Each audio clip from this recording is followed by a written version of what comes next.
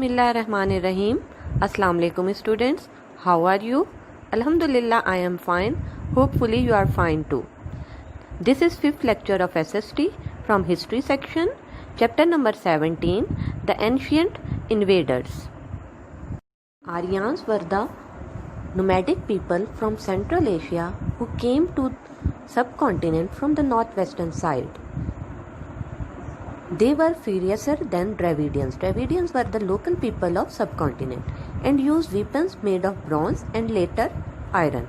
They fought from chariots. Chariots is a kind of a cart used in wars and soon defeated the already weakened and peaceful people of Indus Empire. Some of Dravidians were killed, some made slaves, and some fled to other parts of the subcontinent, that is, moved in other part of the subcontinent. Scientists believe that the Balochi language may be very similar to the Dravidian people. After occupying the Indus Valley, the Aryans steadily took over most of the northern India and many of them moved into the Ganges Valley. They settled down to become farmers and fought among themselves for land. The Aryans are really the ancestors of modern Hindus. So we can say that the Aryans were the forefathers of Hindus. They extended their land eastwards along the Ganges river. When they had settled down in their new country, they divided the people into 4 groups or castes based on occupation. The top were the Brahmins, who were the priests. Next caste included the kings, soldiers and leaders. They were called Kshatriyas.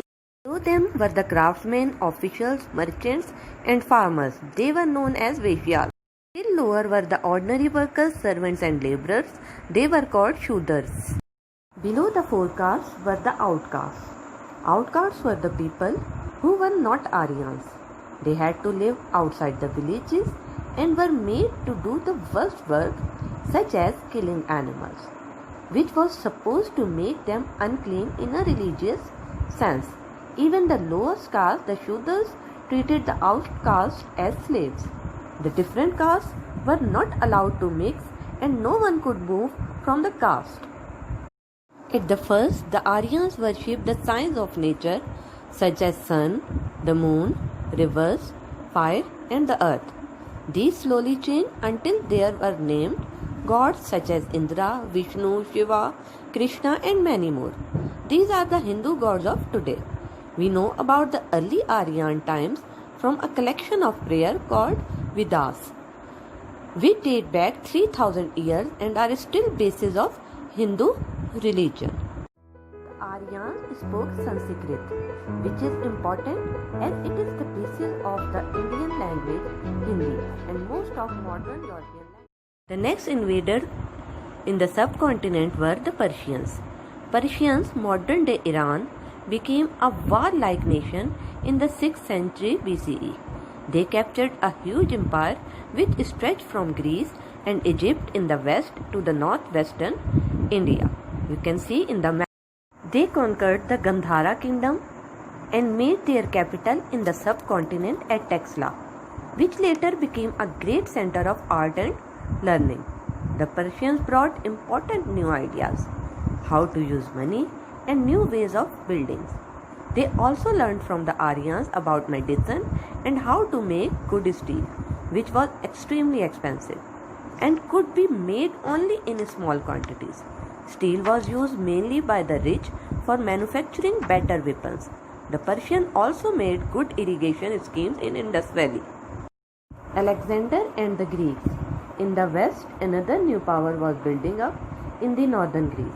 Alexander became the king of Macedon when his father Philip was murdered in 336 BCE. He was only 20 years old but had already shown himself brilliant soldier and leader. When Alexander died 13 years later, he had conquered all of the Persian Empire from Egypt to what is now Pakistan. In great battle of the river Jhelum, he defeated Porus, the king of Punjab. Porus was captured and taken to Alexander, who so admired the king's bravery that he released him and returned his kingdom. Alexander now wanted to march eastward to what was believed to be the edge of the world. His soldiers, however, thousands of kilometers from their homes in Greece, refused to obey for the very first time. Alexander was forced to go back to Persia, half of his army crossing the terrible Makran desert and the other half going by sea. Back in Persia, Alexander began to make fresh plans, but he fell ill, sick, and died at the age of 33. His great empire broke into 3 parts, each ruled by one of his generals. Dear students, these are book reading questions of chapter number 17 with page numbers. Write on sticky notes and paste on relevant pages. Now students, mark the book reading questions of chapter number 17, The Ancient Invaders. Question number 1, book reading question is from here to here. Mark these questions in your book.